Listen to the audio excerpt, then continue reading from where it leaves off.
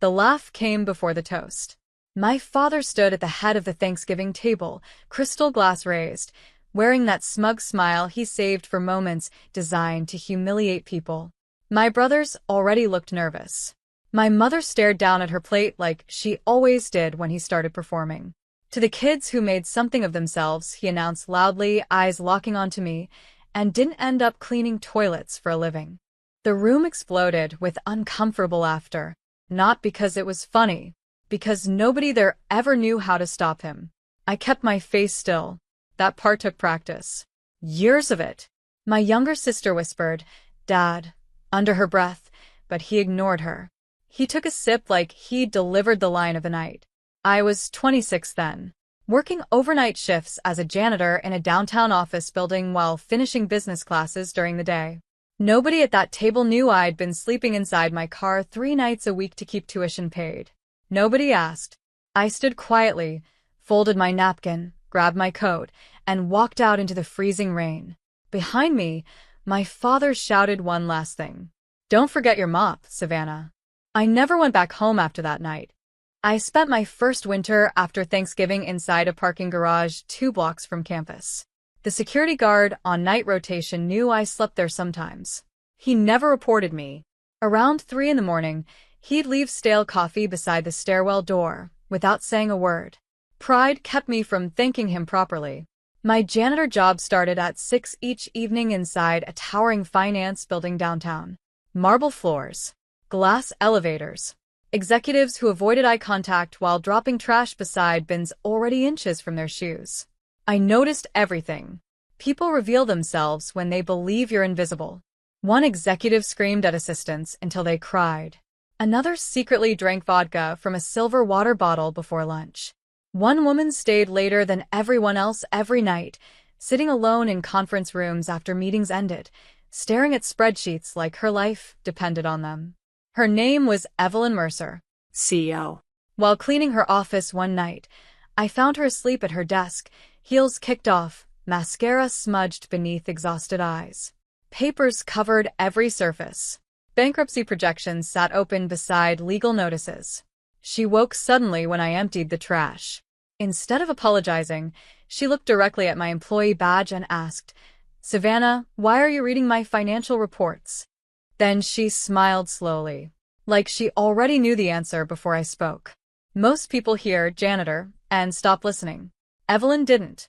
She leaned back in her chair while I explained why her company was bleeding money. The words came out carefully at first, then faster once I realized she actually understood what I was saying. 3 regional offices were draining cash. Vendor contracts were inflated. Middle managers kept approving duplicate spending because nobody audited internal purchasing anymore. She watched me for 10 straight minutes, without interrupting once. When I finished, she asked where I learned corporate restructuring. I laughed before I could stop myself. Between mopping conference rooms and sleeping in parking garages. She didn't smile. The next evening, security escorted me upstairs instead of downstairs. Evelyn had ordered dinner for 2 inside the executive boardroom. Real food.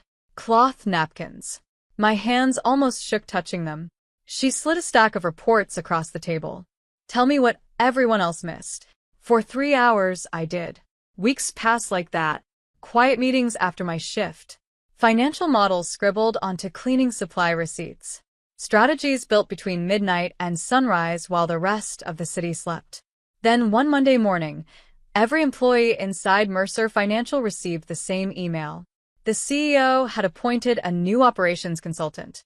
My father called 20 minutes later after seeing my company photo online. He sounded furious, not proud.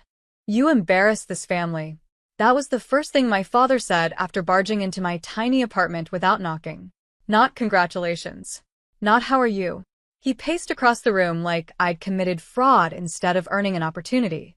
His expensive shoes scraped against warped wooden floors while he stared at the second-hand furniture, searching for proof I still belonged beneath him. "You clean floors," he snapped. "Now suddenly you're advising executives?" I stayed seated at the kitchen table, finishing my coffee slowly. That company's desperate if they're hiring janitors.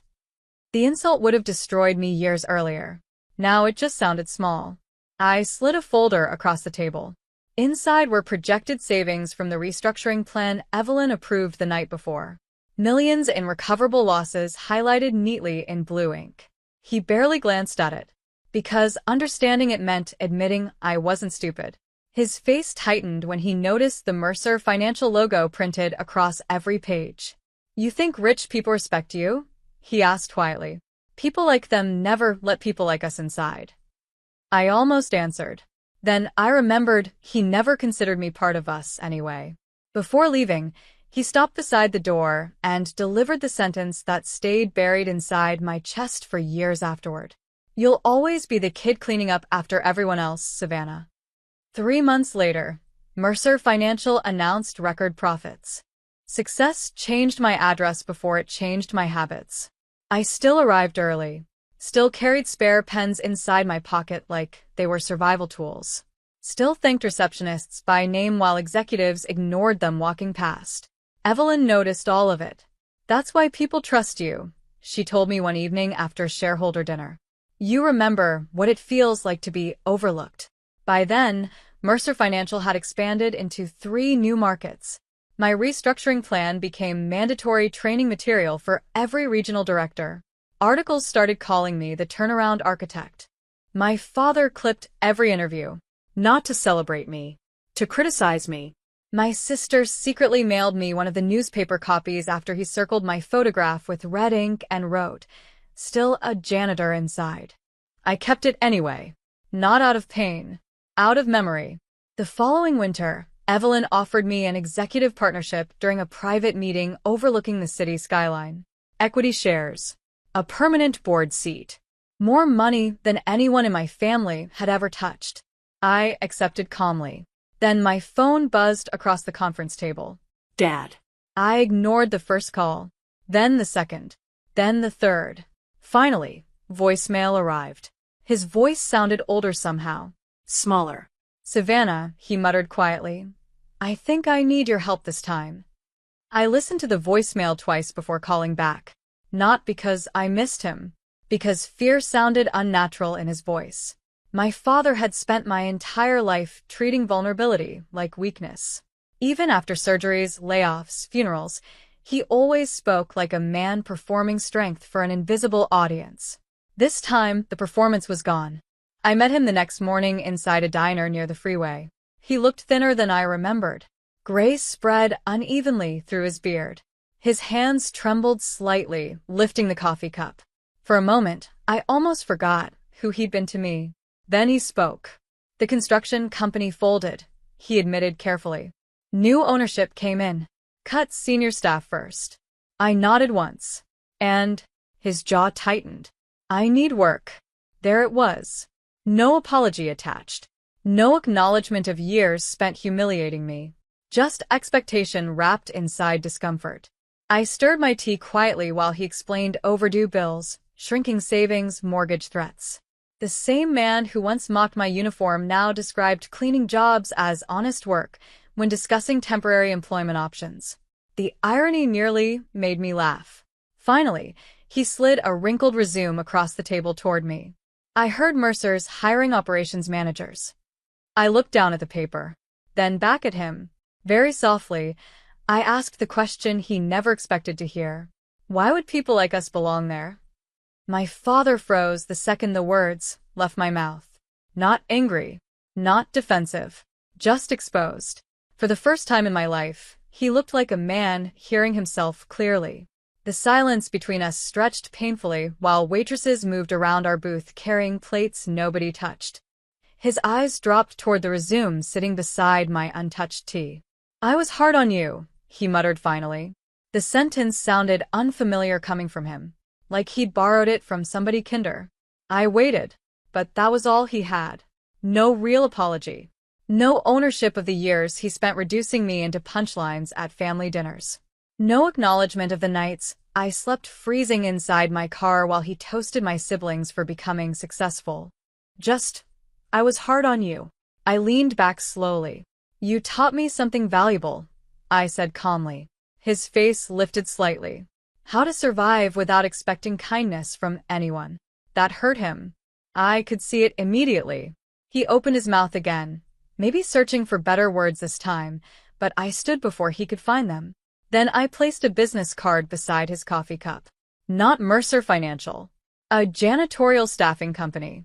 They're hiring overnight cleaners, I told him quietly. Benefits start after 90 days. His eyes burned with humiliation. Mine never left his face. My father never called me after the diner. My sister told me he stared at the janitorial company card for almost an hour before finally folding it into his wallet. He took the overnight cleaning job 3 weeks later at a medical office building across town. He never admitted where he worked. But people talk, especially in small families built around pride. The following Thanksgiving, my mother invited me carefully, like she expected rejection before finishing the sentence. I almost declined. Then I realized something.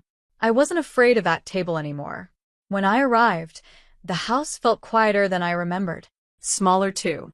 My father sat near the end of the table instead of the head.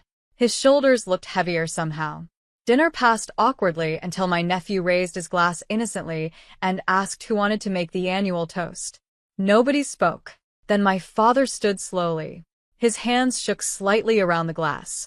To Savannah, he said hoarsely. The hardest working person in this family. The room fell completely silent. He looked directly at me afterward. No performance left. No cruelty hiding behind humor. Just regret arriving far too late. I nodded once without smiling, because forgiveness and forgetting were never the same thing. Outside, snow covered the driveway quietly while the family ate in silence.